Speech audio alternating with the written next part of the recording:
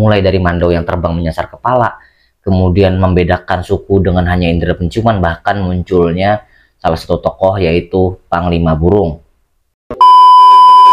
Assalamualaikum warahmatullahi wabarakatuh. Bertemu lagi dengan aku di channel Syafikru. Kali ini aku bakalan membahas seputar kejadian yang ada di Kalimantan.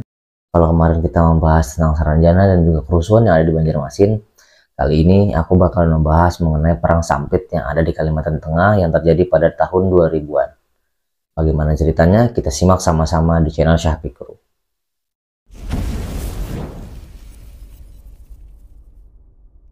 Perang sampit merupakan salah satu perang antar etnis dan suku yang terbesar di Indonesia. Dan perang ini melibatkan antara suku Dayak dan juga suku Madura pada Februari 2001. Awal kerusuhan terjadi hanya di Sampit. Tak berselang lama, kerusuhan menyebar sampai ke ibu kota Kalimantan Tengah yaitu Palangkaraya. Dan bahkan para suku-suku Dayak yang ada di Kalimantan berkumpul menjadi satu untuk melakukan perlawanan. Jadi ini bermula karena adanya ketidakcocokan antara kedua etnis tersebut, antara suku Dayak yang asli dari Kalimantan dan juga suku imigran dari Madura seberang. Suku Dayak yang merupakan penduduk asli, kadang mereka merasa tersisihkan oleh perilaku dari orang-orang Madura ini yang mayoritas mereka hampir menguasai kota Sampit tersebut. Banyak yang mengatakan kalau misalnya suku-suku Madura pada saat itu mereka tidak bisa menyesuaikan pada kondisi dan juga budaya Dayak pada saat itu di Sampit. Memang sih terkenal Madura ini mempunyai sifat watak yang keras. Karena jumlah penduduk Madura yang ada di Sampit itu sekitar populasinya 60%, maka mereka rata-rata menguasai sektor-sektor yang ada di kota Sampit. Bahkan suku Dayak kerap terusir dari hutan mereka karena adanya penambangan-penambangan yang dilakukan oleh suku Madura. Dan bahkan ada aturan yang bahwa mereka tidak boleh menambang di tanah mereka sendiri. Dan sektor-sektor perekonomian rata-rata dikuasai oleh suku Madura pada saat itu. Penegakan hukum pada saat itu dianggap berat sebelah karena rata-rata penindakan hukum terhadap orang suku-suku Madura tidak terlalu ditindaki. Jadi mereka merasa adanya ketimpangan sosial. Selisih ini semakin memanas karena salah satu warga dari suku Dayak yaitu bernama Sandong dibunuh oleh beberapa orang pemuda dari suku Madura. Sebenarnya kasus ini sudah ditangani oleh pihak kepolisian, namun karena mereka menilai penanganannya sangat lambat, mereka tidak puas juga dengan keputusan dan penilaian dari kepolisian. Akhirnya mereka melakukan penyerangan terhadap salah satu rumah yang diduga pelaku pembunuhan oleh si korban tersebut, yaitu suku dari Dayak ini. Mereka menyerang satu buah rumah terduga pelaku yang bernama Matayo, dan hasil dari penyerangan ini 4 orang yang ada di rumah situ langsung tewas seketika di tempat. Kejadian itu pun sontak memicu amarah dari warga Madura. Kemudian mereka tidak terima dan mereka melakukan penyerangan balas terhadap suku Dayak yang ada di sana. Dan mereka menyerang salah satu rumah warga Dayak yang bernama Timing karena mereka menganggap Timing ini menyembunyikan salah satu pelaku pengerusakan dan juga pembunuhan kepada si Matayo tadi. Namun Timing sudah diamankan oleh pihak kepolisian. Warga Madura yang tidak puas dengan aksi balas dendam tersebut, mereka kemudian membakar rumah Timil dan juga kerabat-kerabatnya, dan juga menewaskan orang yang ada di rumah Timil tersebut. Kejadian inilah yang menyulut perselisihan yang sangat besar antara suku Madura dan suku Dayak. Namun karena populasi suku Madura yang ada di Sampit lebih banyak daripada suku Dayak, terbukti 2 hari setelah kasus penyerangan ini, bahkan warga-warga Madura ini berani melakukan sweeping terhadap jalan-jalan yang atau akses-akses yang dilalui orang-orang suku Dayak tersebut. Sontak kabar tersebut dengan cepat menyebar ke para suku-suku Dayak yang ada di Kalimantan. Mereka pun berdiskusi bagaimana sih cara keluarnya untuk menyelesaikan masalah antar etnis ini. Mendengar kabar kalau saudara-saudara dari suku Dayak tersebut diintimidasi dan juga disweeping oleh orang-orang dari Madura mereka ini, para saudara-saudara dan juga keluarga-keluarga Dayak yang ada di seluruh Kalimantan berkumpul dan langsung menyerang ke daerah Sampit. Itu dilakukan 2 hari setelah penyerangan tersebut. Mereka langsung gerak cepat. Pertarungan pun tidak bisa dihindarkan. Bahkan mereka juga menggunakan senjata tajam mulai dari mandau, parang, kemudian sumpit, tombak, dan bahkan senjata rakitan yang mereka sebut dengan nama duk-duk. Dijadikan sebagai senjata untuk melawan dan juga menyerang kaum dari Madura ini. Dan juga dari suku Madura mereka juga menyiapkan berbagai macam senjata, mulai yang ciri khas mereka yaitu celurit dan juga senjata-senjata lain dan juga bom rakitan sudah disiapkan untuk melakukan perlawanan terhadap suku-suku Dayak. Efek dari pertempuran ini sangat berasa. 15 hari aja setelah pertempuran, yaitu pada akhir Februari, 500 orang dari suku Madura tewas dan 100.000 orang dari suku Madura yang selamat terpaksa diungsikan ke daerah lain. Kerusuhan kemudian tidak terjadi hanya di kota Sampit. Kerusuhan tersebut menyebar sampai ke kota Palangkaraya dan juga kota Kuala Wayan.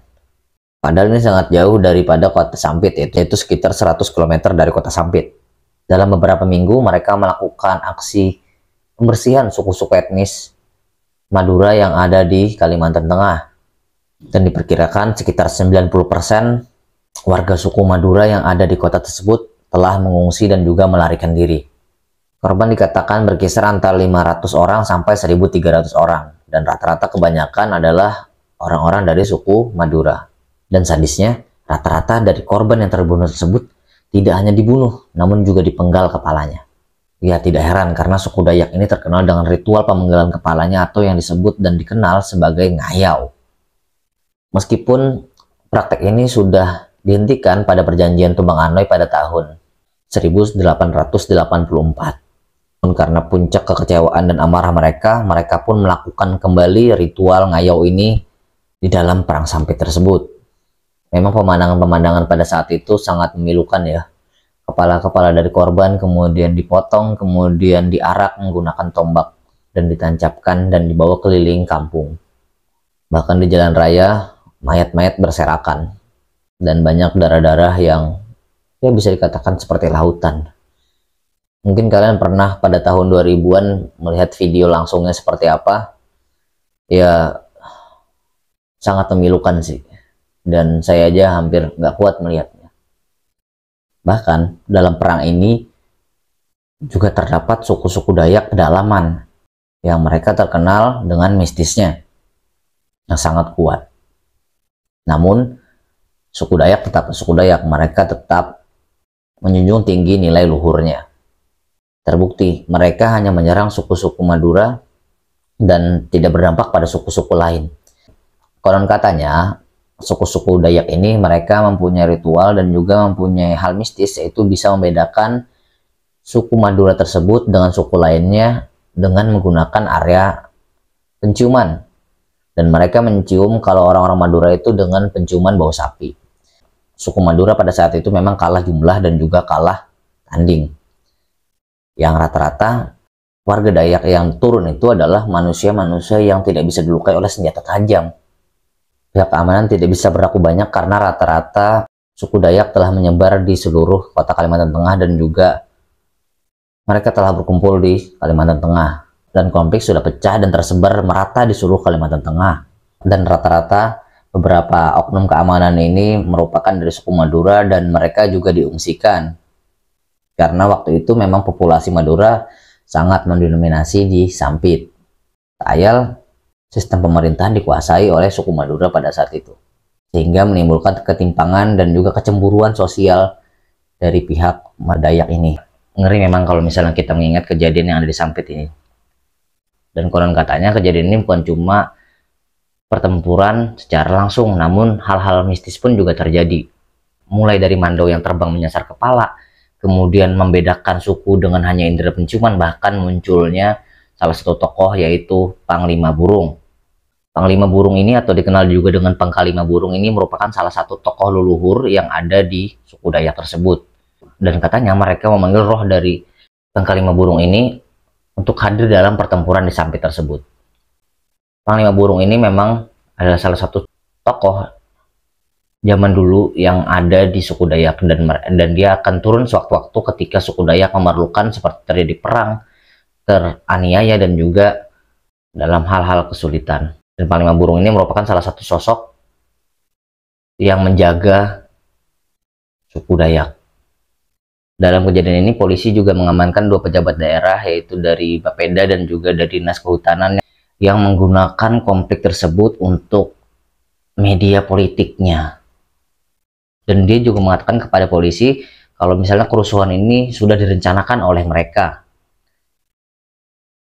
Mereka mengatakan kalau mereka merencanakan ini adalah salah satu ketidakpuasan terhadap sistem pemilihan pimpinan lembaga di daerah Kalimantan Tengah karena rata-rata mereka memilih orang-orang Muslim. Dan mereka juga diduga membayar 6 provokator untuk memulai kerusuhan yang ada di Sampit. Dua pejabat itu adalah Pebrik Aser, yaitu salah satu tokoh dari ataupun pejabat dari Bapeda, dan juga Lewis, salah satu orang dari Dinas Kehutanan di Kalimantan Tengah. Sebenarnya pada tanggal 18 Februari sebelum terjadi kerusuhan tersebut, warga Dayak telah melakukan 11 kali pertemuan dengan etnis non-Madura yang ada di sana. Dan ternyata di antara musyawarah tersebut terdapat beberapa orang provokator suruhan dari 2 orang ini, dan mereka dibayar 15 juta untuk melakukan provokasi terhadap kejadian ini. Dan konflik Sampit ini benar-benar berakhir pada pertengahan Maret, dan itu diakhiri dengan sebuah perjanjian antara suku Dayak dan suku Madura. Perjanjian itu tertulis dalam satu buku yang berisi persyaratan dan juga hal-hal lain sesuai kesepakatan yang sudah disepakati. Dan juga untuk memperingati perdamaian tersebut, dibangun juga tugu perdamaian di Sampit. Jadi di Kalimantan udah damai ya, dan teman-teman dari luar daerah tidak perlu takut di Kalimantan. Karena rata-rata orang Kalimantan itu menjunjung tinggi nilai luhur dan juga sangat santun dan juga ramah, asal tidak diusik. Namun kalian juga pasti paham, sebuah peribahasa mengatakan di mana bumi dipijak, di situ langit dijunjung. Dan yang paling penting adalah teman-teman tidak melanggar pantangan-pantangan yang ada di sini dan norma-norma yang ada di sini juga. Memang di sini ada pantangan-pantangan yang tidak boleh dilakukan di suatu tempat tertentu, dan itu harus kita hormati, baik kita sebagai warga lokal maupun sebagai pendatang. Terlepas dari kejadian Sampit, kita berharap kejadian ini tidak terulang kembali, dan juga kita bisa mengambil pelajaran kalau kita harus saling menghargai antar suku beragama dari etnis manapun, dan juga kita harus bisa menempatkan diri.